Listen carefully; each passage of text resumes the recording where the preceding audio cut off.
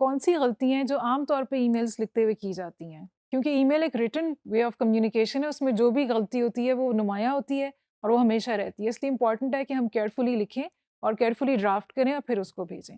उसमें एक तो ये है कि कैपिटलाइज़ेशन बहुत बेसिक सी चीज़ है, हम सबने स्कूल में सीखा है कैपिटल लेटर्स का इस्तेमाल, लेकिन उसमें कई गलतियाँ हो जाती हैं।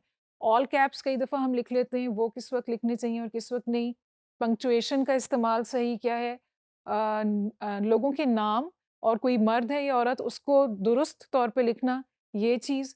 और उसके अलावा रन ऑन सेंटेंसेस, जैसे हम बोलते हुए एक बात से दूसरी बात निकालते जाते हैं बगैर रुके हुए, उसी तरह कई दफ़ा लिखने में भी कर देते हैं, दैट इज़ नॉट राइट। और एब्रिविएशंस का जो एक्रोनिम्स होते हैं जैसे कि यूएसए वगैरह, उनका सही इस्तेमाल किया। इनको तफसील में इन सारे टॉपिक्स को देखते हैं। कैपिटल लेटर्स में कौन सी चीज़ें लिखी जानी चाहिए, जो ये स्कूल लेवल की बात है, लेकिन ये कि इसकी याद दहानी ज़रूरी है क्योंकि कई दफ़ा हम भूल जाते हैं या हम सोचते हैं कि ऐसे ही ठीक है, क्यों हमें टेक्स्ट मैसेजेस लिखने की आदत है, तो उसमें बहुत सी चीज़ें गड़बड़ करके हम लिख लेते हैं और वो चल जाती हैं, लेकिन ईमेल में for business communication it is not acceptable. लोगों के नाम, शहर का नाम, कोई वेन्यू, जैसे कि अगर आपने लिखना है मैरियट होटल, तो होटल का एच भी बड़ा आएगा।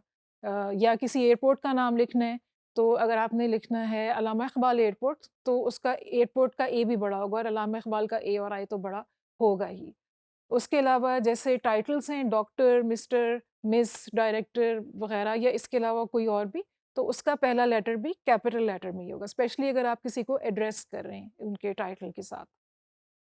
और फुल स्टॉप के बाद पहला लेटर भी कैपिटल होना चाहिए अगर आप जल्दी में लिख रहे हैं या सिर्फ छोटी सी ईमेल है, उसका ये मतलब नहीं है कि आप इन रूल्स को फ़ॉलो कर दें। आपका इम्प्रेशन हर इन सारी चीज़ों के साथ दूसरे के दिमाग में पुख्ता होता जा रहा होता है। सो इट्स इम्पॉर्टेंट कि चाहे छोटी ईमेल है या बड़ी है, आप उसको प्रॉपर्ली लिखें। स्पेसिफिक इवेंट्स या एक्टिविटीज़ हैं जैसे कि डिसेबिलिटी प्रेवलेंस सर्वे, वैसे तो सर्वे छोटे एस से लिखा जाएगा, लेकिन किसी ख़ास इवेंट की बात हो रही है या कोई कॉन्फ्रेंस की बात हो रही है, तो उसमें कॉन्फ्रेंस का सी, एजुकेशन कॉन्फ्रेंस अगर आप लिख रहे हैं, वैसे तो कॉन्फ्रेंस छोटे सी से भी हो सकता है, लेकिन अगर आप किसी ख़ास कॉन्फ्रेंस की बात कर रहे हैं जो 2017 में हुई थी, तो आप उसको सी को भी कैपिटल के साथ करेंगे।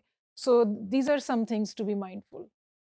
स्पेशली आप रिपोर्ट्स बनाएं, प्रपोजल लिखें या कोई और इन्फॉर्मेशन मांगने के लिए कोई अगर करें तो। ऑल कैप्स का इस्तेमाल बहुत पॉपुलर है और बहुत गलत है, अनलेस आप कोई एक्रोनिम लिख रहे हो जैसे कि लम्स या यूएसए या ETA, which means expected time of arrival.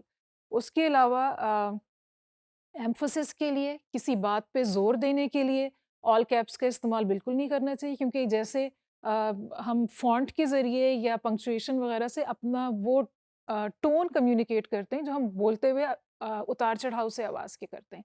तो अगर आप ऑल कैप्स लिख रहे हैं, वो चीखने के या चिल्ला के कोई बात करने के मुतरादिफ है, व्हिच इज़ वेरी रूड। अक्सर लोग जो है उसके साथ एक्सक्लेमेशन मार्क्स भी एक से ज़्यादा लगाते हैं, तो ये सब बातें गैर मुनासिब हैं। और ये आप अपने अल्फाज से उस पे एम्फसिस करें, लेकिन ये कि ऑल कैप्स वगैरह और ये रूडनेस के उसमें आता है, तो ये इससे बिल्कुल आपको अवॉइड करना चाहिए। अगर ज़रूरत है कोई चीज़ एम्फसाइज़ करने की, इटैलिक्स कर लें, अगर बोल्ड लेटर्स करने वो कर लें, बहुत है तो अंडरलाइन कर लें, but these are also to be used sparingly. ये नहीं है कि आप बहुत ज़्यादा हर चीज़ को ये करते जाएँ। सोच समझ के जिस वक़्त ज़रूरत हो या बहुत ज़रूरत हो उस वक़्त। और इसके अलावा जो कुछ जो एक्रोनिम्स होते हैं उसमें भी कोई लेटर स्मॉल होते हैं, जैसे सीओबी होता है, क्लोज ऑफ बिजनेस। जैसे आपने किसी को कोई चीज़ भेजनी है तो आप उसको कहें कि I will send it to you by Friday close of business, यानी फ्राइडे की शाम 5 बजे जब ऑफिस आवर्स ख़त्म होंगे मैं उस वक्त तक आपको भेज दूंगा या भेज दूंगी, तो वो ऑफ के लिए जो ओ है वो छोटा होगा। इसी तरह टर्म्स ऑफ रेफरेंस में जो टी ओ आर में जो ओ है वो छोटा होगा, जो कि वो ओ ऑफ के लिए। So these are little things that show how professional you are, कितना अच्छा आपका एक्सपोजर है, कितने आप अवेयर हैं अपनी रूल्स वगैरह के साथ। अच्छा, लोगों के नाम जो हैं कई दफ़ा डिफरेंट नाम होते हैं। अगर आप इंटरनेशनल क्लाइंटेल के साथ बात करें तो उनकी हो सकता है ऐसे नाम हो जो आपको स्पेलिंग से आप वाकिफ़ ना हो। तो ज़रूरी है कि आप उसको स्पेल चेक के ऊपर ना छोड़ दें, बल्कि मेक श्योर करें कि जो उन्होंने अपना नाम लिखा है आप उसको देख के स्पेलिंग्स लिखें या पेस्ट करें या जो भी कुछ, जस्ट मेक श्योर कि उसमें कोई मिस्टेक्स ना हो। अगर आप फार ईस्टर्न नाम लिख रहे हैं जिनसे हम बिल्कुल फ़ैमिलियर नहीं हैं, जैसे कि चाइनीज़ या जापानीज़ या कोई, तो उनसे भी आपको you have to be extra careful, क्योंकि अगर आप किसी का नाम गलत स्पेल करेंगे, अगेन ये पोलाइट बात नहीं है, ये रूड है, यू कैन ऑफेंड समवन। और इससे आपका एक अच्छा इंप्रेशन और आपका रिलेशनशिप स्ट्रांग नहीं होगा बल्कि ख़राब होगा। तो उसके अलावा ये भी मेक श्योर कर लें, डिफरेंट कल्चर्स के नाम होते हैं। कई दफ़ा कोई हम सोचते हैं कि शायद ये ख़ातून का नाम है और उन्होंने ये लिखा हुआ नहीं होता अपने नाम के साथ, जिससे आपको आइडिया हो कि ये ख़ातून का है या मर्द का है। आप मेक श्योर कर लें, या तो गूगल से सर्च करके देख लें कि ये इस मुल्क में ये नाम औरतों का होता है कि मर्दों का होता है। जैसे हमारे भी बहुत से नाम हैं जो दोनों के होते हैं, फिरदौस, खुर्शीद वग़ैरह, हो सकता है ऐसे कोई नाम हो। तो इसमें बड़े केयरफुल हों, और अगर आपको क्लियर नहीं है तो आप नाम लिखने के बजाय उनको डेज़िग्नेशन से लिख लें, या आप रिस्पेक्टेड सो एंड सो करके उनका वो कर लें। लेकिन मिस या मिस्टर अगर लिखना है, सो बी वेरी श्योर कि आपको पता है कि आप खातून से मुखातिब हैं या मर्द से मुखातिब हैं। एब्रिविएशंस जो हैं वो आप इस्तेमाल करें, लेकिन ये कि जैसे एक्रोनिम्स हैं, हमने कहा यूएसए वगैरह के लिए जो कॉमनली अंडरस्टूड हैं, लेकिन जैसे हम टेक्स्ट मैसेजिंग में जो ब्रीफ उनको करके करते हैं वर्ड्स को, जैसे वाई ओ यू के बजाय यू डाल दिया, ये आप किसी भी सूरत ईमेल्स में ना करें। बेशक आपको लगे कि सामने आपका क्लाइंट या जो भी बिजनेस एसोसिएट है वो कितनी कैजुअली और फ्रेंडली अंदाज में आपसे बात कर रहा है, but you should not step out of that professional decorum.